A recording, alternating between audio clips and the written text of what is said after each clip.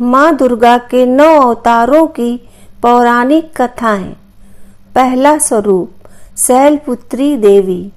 माँ दुर्गा अपने पहले स्वरूप में शैलपुत्री के नाम से पूजी जाती हैं।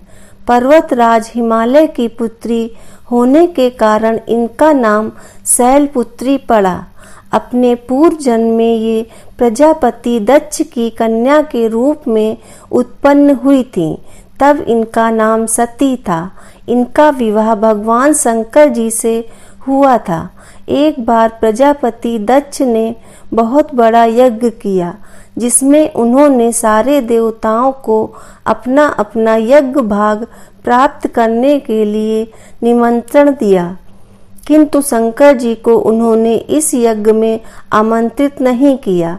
देवी सती ने जब सुना कि हमारे पिता एक अत्यंत विशाल यज्ञ का अनुष्ठान कर रहे हैं, तब वहां जाने के लिए उनका मन विकल हो उठा। अपनी यह इच्छा उन्होंने भगवान शिव को बताई। भगवान शिव ने कहा, प्रजापति दक्ष किसी कारणवश हमसे रुष्ट हैं। अपने यज्ञ में उन्होंने सारे देवताओं को निमंत्रित किया है, किंतु हमें जानबूझकर नहीं बुलाया है। ऐसी स्थिति में तुम्हारा वहां जाना किसी भी प्रकार श्रेयकर नहीं होगा। शंकर जी के इस उपदेश से देवी सती का मन शांत नहीं हुआ। पिता का यज्ञ देखने और वहां जाकर माता बहनों से मिलने की उनकी व्याग्रता किसी प्रकार भी कम न हो सकी। सती ने पिता के घर पहुंचकर देखा कि कोई भी उनसे आदर और प्रेम से बात नहीं कर रहा है। केवल उनकी माता ने ही स्नेह से उन्हें गले लगाया। परिजनों के इस व्यवहार से देवी सती को बहुत क्लेश पहुंचा। उन्होंने यह भी देखा कि वहां भगवान शिव के प्रति तिरस्कार का भाव भरा हुआ है। दक्ष ने उनके प्रति कुछ अपमानजनक वचन भी कहे। यह सब देखकर सती का हृदय ग्लानि और क्रोध से संतप्त हो उठा। उन्होंने सोचा कि भगवान शंकर जी की बात न मानकर यहाँ आकर मैंने बहुत बड़ी गलती की है। वह अपने पति भगवान शिव के इस अपमान को सहन न कर सकी। उन्होंने अपने उस रूप को तत्काल वहीं योगाग्नि द्वारा जलाकर भस्म कर दिया। वज्रपात के समान इस दारुण दुखद घटना को सुनकर शंकर जी ने क्रुद्ध होकर अपने गणों को भेजकर दक्ष के उस यज्ञ का पूर्णतः विध्वंस करा दिया। सती ने योगाग्नि द्वारा अपने शरीर को भस्म कर अगले जन्म में शैलराज हिमालय की पुत्री के रूप में जन्म लिया। इस बार वह शैलपुत्री नाम से विख्यात हुई। पार्वती हेमवती भी उन्हीं के नाम है। इस जन्म में भी शैलपुत्री देवी का विवाह भी शंकर जी से हुआ। माँ शैलपुत्री का वास काशी नगरी वाराणसी में माना जाता है। वहाँ शैलपुत्री का एक बेहद प्राचीन मंदिर है, जिसके बारे में मान्यता है कि यहाँ माँ शैलपुत्री के सिर्फ दर्शन करने से भक्तजनों की मुरादें पूरी हो जाती हैं। कहा तो यह भी जाता है कि नवरात्र के पहले दिन यानी प्रतिपदा को जो भी भक्त माँ शैलपुत्री के दर्शन करता है, उसके सारे वैवाहिक जीवन के कष्ट दूर हो जाते हैं। चूँकि माँ शैलपुत्री का वाहन वृषभ है, इसलिए उन्हें वृषारूढ़ा भी कहा जाता है। इनके बाएं हाथ में कमल और दाएं हाथ में त्रिशूल रहता है। दूसरा स्वरूप ब्रह्मचारिणी देवी। माँ दुर्गा की 9 शक्ति का दूसरा स्वरूप ब्रह्मचारिणी का है। यहाँ ब्रह्म का अर्थ तपस्या से है। माँ दुर्गा का यह स्वरूप भक्तों और सिद्धों को अनंत फल देने वाला है। इनकी उपासना से तप, त्याग, वैराग्य, सदाचार और संयम की वृद्धि होती है। ब्रह्मचारिणी का अर्थ तप की चारणी यानी तप का आचरण करने वाली। देवी का यह रूप पूर्ण ज्योतिमय और अत्यंत भव्य है। यह दुर्गा माता की दूसरी शक्ति है। यह देवी अपने दाहिने हाथ में जप की माला रखती हैं और बाएं हाथ में उनका कमंडल रहता है। पूर्व जन्म में इस देवी ने हिमालय के घर पुत्री रूप में जन्म लिया था और नारद जी के उपदेश से भगवान शंकर को पति रूप में प्राप्त करने के लिए घोर तपस्या की थी। इस कठिन तपस्या के कारण इन्हें तपस्चारिणी अर्थात ब्रह्मचारिणी नाम से अभिहित किया गया।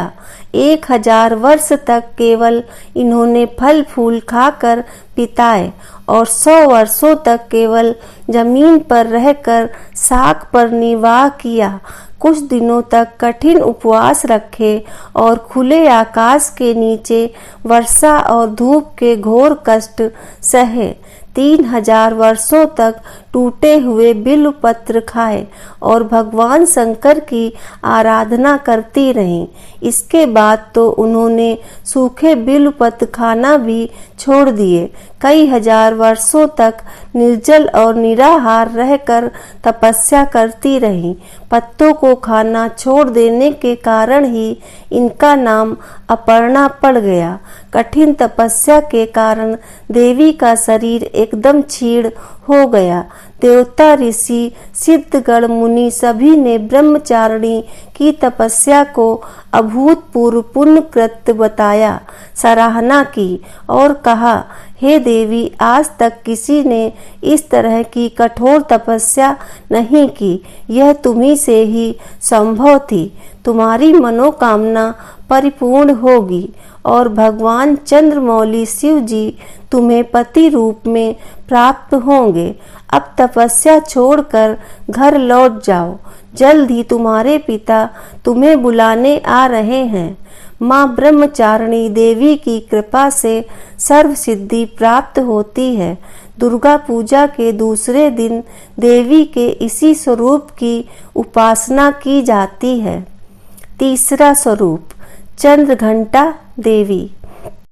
माँ दुर्गा की 9 शक्तियों की तीसरी स्वरूप माँ चंद्रघंटा की नवरात्रि के तीसरे दिन अर्चना की जाती है। माता के मस्तक पर घंटाकार के अर्धचंद्र के कारण इनको चंद्रघंटा कहा जाता है। माँ का शरीर स्वर्ण के समान उज्जवल है। वे सिंह पर आरूढ़ हैं तथा 10 हाथों में विभिन्न प्रकार के अस्त्र शस्त्र लिए हुए हैं। सिंहारूढ़ माँ चंद्रघंटा युद्ध के लिए तत्पर हैं एवं उनके घंटे से निकलने वाली प्रचंड ध्वनि असुरों को भयभीत करती है। माता चंद्रघंटा की उपासना साधक को आध्यात्मिक एवं आत्मिक शक्ति प्रदान करती है। नवरात्रि के तीसरे दिन माता चंद्रघंटा की साधना कर दुर्गा सप्तशती का पाठ करने वाले उपासक को संसार में यश, कीर्ति एवं सम्मान मिलता है।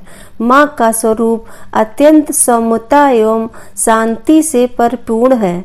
इनकी आराधना करने वाले में वीरता, निर्भरता एवं साथ साथ सौम्यता और विनम्रता का संचार उसके मुख, नेत्र तथा संपूर्ण काया में कांति गुण का विकास करता है। स्वर दिव्य हो जाता है एवं उसमें अलौकिक माधुर्य का वास होता है। इनके भक्त के आगमन से वातावरण में सुख शांति का संचार होता है। माँ चंद्रघंटा के साधक के शरीर से दिव्य प्रकाश युक्त परमाणुओं का सतत विकिरण होता है, जो साधारण चक्षुओं से दिखाई नहीं देता, परंतु आराधक एवं उसके संपर्क में आने वाले व्यक्ति इसका अनुभव करते हैं। चंद्रघंटा को स्वर की देवी भी कहा जाता है। माँ दुर्गा की तीसरी शक्ति का यह स्वरूप परम शांतिदायक और कल्याणकारी है। इसीलिए कहा जाता है कि हमें निरंतर उनके पवित्र विग्रह को ध्यान में रखकर साधना करना चाहिए। उनका ध्यान हमारे इहलोक और परलोक दोनों के लिए कल्याणकारी और सद्गति देने वाला है। चौथा स्वरूप कूष्मांडा देवी। नवरात्रि के चौथे दिन माँ कूष्मांडा देवी जी की पूजा की जाती है। यह शक्ति का चौथा स्वरूप है, जिसे सूर्य के समान तेजस्वी माना गया है। माँ के स्वरूप की व्याख्या कुछ इस प्रकार है। देवी कुष्मांडा व उनकी 8 भुजाएं हमें कर्मयोगी जीवन अपनाकर तेज अर्जित करने की प्रेरणा देती हैं।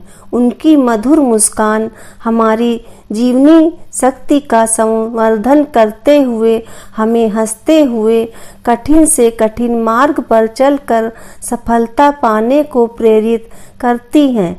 अपनी मंद मुस्कान द्वारा ब्रह्मांड को उत्पन्न करने के कारण इन्हें कूष्मांडा देवी के नाम से अभिहित किया गया है।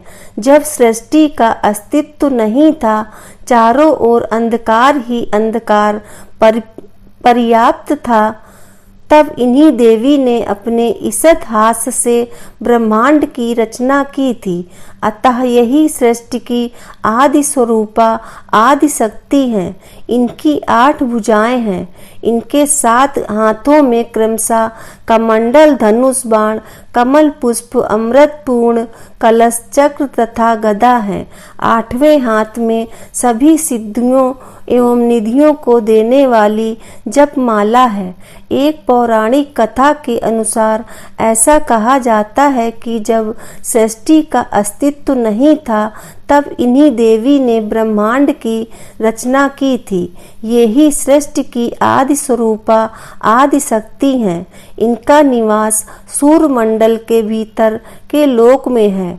वहाँ निवास कर सकने की क्षमता और शक्ति केवल इन्हीं में है। इनके शरीर की कांति और प्रभा भी सूर्य के समान ही दैदीप्यमान है। माँ कूष्मांडा की उपासना से भक्तों के समस्त रोग शोक मिट जाते हैं। इनकी भक्ति से आयु, यश, बल और आरोग्य की वृद्धि होती है। माँ कूष्मांडा अत्यल्प सेवा और भक्ति से प्रसन्न होने वाली हैं। इनका वाहन सिंह है। नवरात्रि पूजन के चौथे दिन कूष्मांडा देवी के स्वरूप की ही उपासना की जाती है। इस दिन माँ कूष्मांडा की उपासना से आयु, यश, बल और स्वास्थ्य में वृद्धि होती है। 5वां स्वरूप स्कंद माता। नवरात्रि के 5वें दिन सबसे पहले स्नान करें और स्वच्छ वस्त्र धारण करें। अब मंदिर या पूजा स्थान में चौकी पर स्कंद माता की तस्वीर या प्रतिमा स्थापित करें। गंगा जल से शुद्धिकरण करें। फिर एक कलश में पानी लेकर उसमें कुछ सिक्के डालें और उसे चौकी पर रखें। अब पूजा का लें। इसके बाद स्कंद माता को रोली कुमकुम लगाएं और नैवेद्य अर्पित करें। अब धूप दीपक से माँ की आरती उतारें और आरती के बाद घर के सभी लोगों को प्रसाद बांटें और आप भी प्रसाद ग्रहण करें। स्कंद माता को सफ़ेद रंग पसंद है, इसलिए आप सफ़ेद रंग के कपड़े पहनकर माँ को केले का भोग लगाएं। मान्यता है कि ऐसा करने से माँ निरोगी रहने का आशीर्वाद देती हैं। माँ स्कंद माता की गोद में भगवान स्कंद बाल रूप में विराजित हैं। स्कंद मात स्वरूपिणी देवी की 4 भुजाएं हैं। माँ का वर्ण पूर्णता शुभ्र है और कमल के पुष्प पर विराजित रहती हैं। इन्हें विद्या वाहिनी दुर्गा देवी भी कहा जाता है। एक बार तारकासुर नामक राक्षस था, जिसकी मृत्यु केवल शिवपुत्र से ही संभव थी। तब माँ पार्वती ने अपने पुत्र भगवान स्कंद को, जो कि कार्तिकेय का दूसरा नाम है, को युद्ध के लिए प्रशिक्षित करने हेतु स्कंद माता का रूप लिया और उन्होंने भगवान स्कंद को युद्ध के लिए प्रशिक्षित किया था। स्कंद माता ने युद्ध प्रशिक्षण लेने के पश्चात भगवान स्कंद ने तारकासुर का वध किया। कार्तिकेय को देव कुमारों का कुमार सेनापति भी कहा जाता है। कार्तिकेय को पुराणों में सनत कुमार, स्कंद कुमार आदि नामों से भी जाना जाता है। माँ अपने इस रूप में शेर पर सवार होकर अत्याचारी दानवों का संहार करती हैं।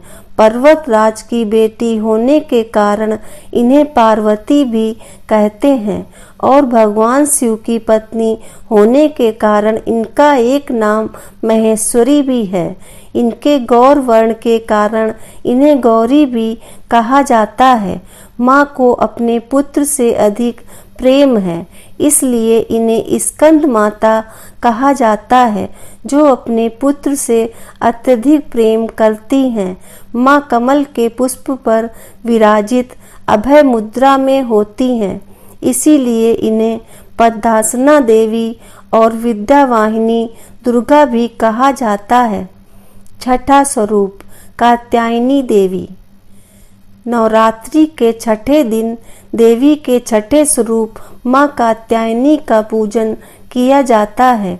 इनकी उपासना और आराधना से भक्तों को बड़ी आसानी से अर्थ, धर्म, काम और मोक्ष चारों फलों की प्राप्ति होती है। उसके रोग, शोक, संताप और भय नष्ट हो जाते हैं। नवरात्रि का छठवां दिन माता कात्यायनी को समर्पित होता है। माँ कात्यायनी ही महिषासुरमर्दिनी कही जाती हैं। देवी कात्यायनी जी के संदर्भ में एक पौराणिक कथा प्रचलित है, जिसके अनुसार एक समय कत नाम के प्रसिद्ध ऋषि हुए तथा उनके पुत्र ऋषि कात्य हुए।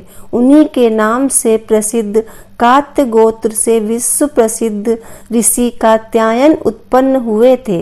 देवी कात्यायनी जी देवताओं, ऋषियों के संकटों को दूर करने के लिए महर्षि कात्यायन के आश्रम में उत्पन्न होती हैं। महर्षि कात्यायन जी ने देवी का पालन पोषण किया था।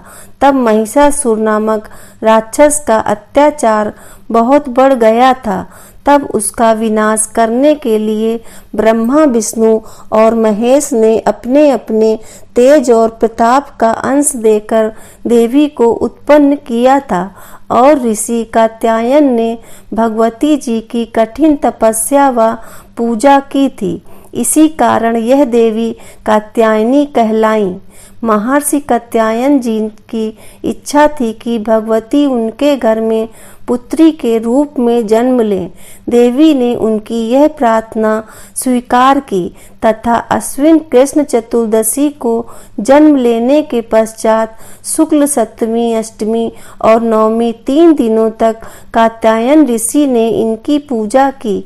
दशमी को देवी ने महिषासुर का वध किया और देवों को महिषासुर के अत्याचारों से मुक्त किया। माँ कात्यायनी का स्वरूप अत्यंत दिव्य और स्वर्ण के समान चमकीला है। ये अपनी प्रिय सवारी सिंह पर आरूढ़ रहती हैं। इनकी 4 भुजाएं भक्तों को वरदान देती हैं। इनका एक हाथ अभय मुद्रा में है तो दूसरा वरद मुद्रा में है। अन्य हाथों में तलवार और कमल का फूल है। इनका गुण शोधकार है। इसीलिए इस वैज्ञानिक युग में कात्यायनी का महत्व सर्वाधिक हो जाता है। इनकी कृपा से ही सारे कार्य पूरे हो जाते हैं। 7वां स्वरूप कालरात्रि देवी। माँ कालरात्रि दुर्गा जी का 7वां रूप है। इनके काले रंग के कारण इन्हें कालरात्रि कहा जाता है। असुरों के राजा रक्तबीज का वध करने के लिए देवी दुर्गा ने अपने तेज से माँ कालरात्रि को उत्पन्न किया था। इनकी पूजा शुभ फलदायी होने के कारण इन्हें शुभंकरी भी कहते हैं। देवी काल रात्रि का शरीर रात के अंधकार की तरह काला है। इनके बाल बिखरे हुए हैं तथा इनके गले में विभूत की माला है। इनके 4 हाथ हैं, जिसमें इन्होंने एक हाथ में कटार तथा दूसरे हाथ में लोहे का कांटा धारण किया हुआ है। इसके अलावा इनके अन्य 2 हाथ वर मुद्रा और अभय मुद्रा में हैं। इनके 3 नेत्र हैं तथा इनके श्वास से अग्नि निकलती है। काल रात्रि का वाहन गर्दभ अर्थात गधा है। इस देवी के 3 नेत्र हैं। ये तीनों ही नेत्र ब्रह्मांड के समान गोल हैं। इनकी सांसों से अग्नि निकलती रहती है। ये गर्दभ की सवारी करती हैं। ऊपर उठे हुए दाहिने हाथ की वर मुद्रा भक्तों को वर देती है। दाहिने हाथ की वर मुद्रा भक्तों को वर देती है। दाहिने तरफ का नीचे वाला हाथ अभय मुद्रा में है, जो भक्तों को हमेशा निडर निर्भर रहने का वरदान देता है।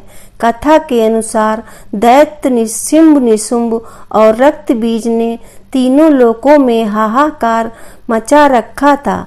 इससे चिंतित होकर सभी देवतागण शिव जी के पास गए। शिव जी ने देवी पार्वती से राक्षसों का वध कर अपने भक्तों की रक्षा करने को कहा। शिव जी की बात मानकर पार्वती जी ने दुर्गा का रूप धारण किया तथा शुंभ निशुंभ का वध किया। परंतु जैसे ही दुर्गा जी ने रक्त बीज को मारा, उसके शरीर से निकले रक्त से लाखों रक्त बीज उत्पन्न हो गए। इसे देख दुर्गा जी ने अपने तेज से काल रात्रि को उत्पन्न किया। इसके बाद जब दुर्गा जी ने रक्त बीज को मारा तो उसके शरीर से निकलने वाले रक्त को काल रात्रि ने अपने मुख में भर लिया और सबका गला काटते हुए रक्त बीज का वध कर दिया। नवरात्रि के 7वें दिन इनकी पूजा और अर्चना की जाती है। इस दिन साधक को अपना चित्त भानु चक्र अर्थात मध्य ललाट में स्थिर कर साधना करनी चाहिए। भक्तों द्वारा इनकी पूजा के उपरांत उसके सभी दुख संताप भगवती हर लेती हैं, दुश्मनों का नाश करती हैं तथा मनोवांछित फल प्रदान कर उपासक को संतुष्ट करती हैं। 8वां स्वरूप महागौरी। श्री दुर्गा का अष्टम स्वरूप श्री महागौरी है। इनका वर्ण पूर्णता गौर है, इसीलिए ये माँ महागौरी कहलाती हैं। नवरात्रि के 8वें दिन इनकी पूजा की जाती है। इनकी पूजा से असंभव कार्य भी संभव हो जाते हैं। माँ महागौरी की पूजा करने से किसी भी रूप और मनोवांछित फल की प्राप्ति होती है। इनकी उपासना से असंभव कार्य भी संभव हो जाते हैं। माँ महागौरी की 4 भुजाएं हैं। उनकी दाईं भुजा अभय मुद्रा में है और नीचे वाली भुजा में त्रिशूल शोभित है। बाईं भुजा में डमरू डम डम बजा रही हैं और नीचे वाली भुजा से देवी गौरी भक्तों की प्रार्थना सुनकर वरदान देती हैं। देवी पार्वती रूप में इन्होंने भगवान शिव को पति रूप में प्राप्त करने के लिए कठोर तपस्या की थी। एक बार भगवान भोलेनाथ जी पार्वती जी को देखकर कुछ कह देते हैं, जिससे देवी का मन आहत होता है और पार्वती जी तपस्या में लीन हो जाती हैं। इस प्रकार वर्षों तक कठोर तपस्या करने पर जब पार्वती नहीं आती हैं तो पार्वती जी को खोजते हुए भगवान शिव उनके पास पहुँचते हैं। वहाँ पहुँचे तो वहाँ पार्वती जी को देखकर आश्चर्यचकित रह जाते हैं। पार्वती जी का रंग अत्यंत ओजपूर्ण होता है। उनकी छटा चांदनी के समान श्वेत और मुकुंद के फूल के समान धवल दिखाई पड़ती है। उनके वस्त्र और आभूषण से प्रसन्न होकर देवी उमा को गौर वर्ण का वरदान देते हैं। एक कथा अनुसार भगवान शिव को पति रूप में पाने के लिए देवी ने कठोर तपस्या की थी, जिससे इनका शरीर काला पड़ जाता है। देवी की तपस्या से प्रसन्न होकर भगवान इन्हें स्वीकार करते हैं और शिव जी इनके शरीर को गंगा जल से धोते हैं। तब देवी विद्युत के समान अत्यंत कांतिमान और गौर वर्ण की हो जाती हैं तथा तभी से इनका नाम गौरी पड़ा। महागौरी जी से संबंधित एक अन्य कथा भी प्रचलित है, जिसके अनुसार एक सिंह काफी भूखा था। वह भोजन की तलाश में वहां पहुंचा जहां देवी उमा तपस्या कर रही हैं। देवी को देखकर सिंह की भूख बढ़ गई, परंतु वह देवी की तपस्या से उठने का इंतजार करते हुए वहीं बैठ गया। इस इंतजार में वह काफी कमजोर हो गया। देवी जब तप से उठी तो सिंह की दशा देखकर उन्हें उस पर बहुत दया आ गई और माँ ने उसे अपनी सवारी बना ली, क्योंकि एक प्रकार से उसने भी तपस्या ही की थी। इसीलिए देवी गौरी का वाहन बैल और सिंह दोनों ही हैं। नवां स्वरूप सिद्धदात्री देवी। नवरात्रि का नवां दिन माँ सिद्धदात्री का है, जिनकी आराधना से व्यक्ति को सभी प्रकार की सिद्धियां प्राप्त होती हैं। बुरे कर्मों से लड़ने की शक्ति मिलती है। माँ सिद्धदात्री की आराधना से व्यक्ति की सभी मनोकामनाएं पूर्ण होती हैं। कमल के आसन पर विराजमान माँ सिद्धदात्री के हाथों में कमल, शंख, गदा, सुदर्शन चक्र है, जो हमें बुरा आचरण छोड़कर सद्कर्म का मार्ग दिखाता है। आज के दिन माँ की आराधना करने से भक्तों को यश, बल व धन की प्राप्ति होती है। हमारे शुभ तत्वों की वृद्धि करते हुए हमें दिव्यता का आभास कराता है। माँ की स्तुति हमारी अंतरात्मा को दिव्य पवित्रता से परिपूर्ण करती है, हमें सत्कर्म करने की प्रेरणा देती है। माँ की शक्ति से हमारे भीतर ऐसी शक्ति का संचार होता है जिससे हम तृष्णा व वासनाओं को नियंत्रित करने में सफल रहते हैं तथा जीवन में संतुष्टि की अनुभूति कराते हैं। माँ का दैदित्यमान स्वरूप हमारी सुसुप्त मानसिक शक्तियों को जागृत करते हुए हमें इंद्रियों पर नियंत्रण करने की शक्ति व सामर्थ्य प्रदान करता है। आज के दिन माँ दुर्गा के सिद्धदात्री रूप की उपासना हमारी अनियंत्रित महत्वाकांक्षाएं, असंतोष, आलस्य, ईर्षा, परदोष दर्शन, प्रतिशोध आदि दुर्भावनाओं व दुर्बलताओं का समूल नाश करते हुए सद्गुणों का विकास करती है। ये अष्ट सिद्धियां प्रदान करने वाली देवी हैं। देवी पुराण के अनुसार भगवान शिव ने इन्हीं शक्ति स्वरूपा देवी की उपासना करके सभी शक्तियां प्राप्त की थी, जिसके प्रभाव से शिव का आधा शरीर स्त्री का हो गया था। शिव जी का यह स्वरूप अर्धनारीश्वर के नाम से प्रसिद्ध हुआ। माँ सिद्धदात्री सिंहवाहिनी, चतुर्भुज तथा सर्वदा प्रसन्न वंदना है। देवी सिद्धदात्री की पूजा के लिए नवाहन का प्रसाद, 9 रस युक्त भोजन तथा 9 प्रकार के फल फूल आदि का अर्पण किया जाता है। इस तरह नवरात्रि के 9वें दिन माँ सिद्धदात्री की आराधना करने वाले भक्तों को धर्म, अर्थ, काम व मोक्ष की प्राप्ति होती है। सिद्धदात्री को देवी सरस्वती का भी स्वरूप कहा जाता है, जो श्वेत वस्त्र धारण किए भक्तों को ज्ञान देती हैं।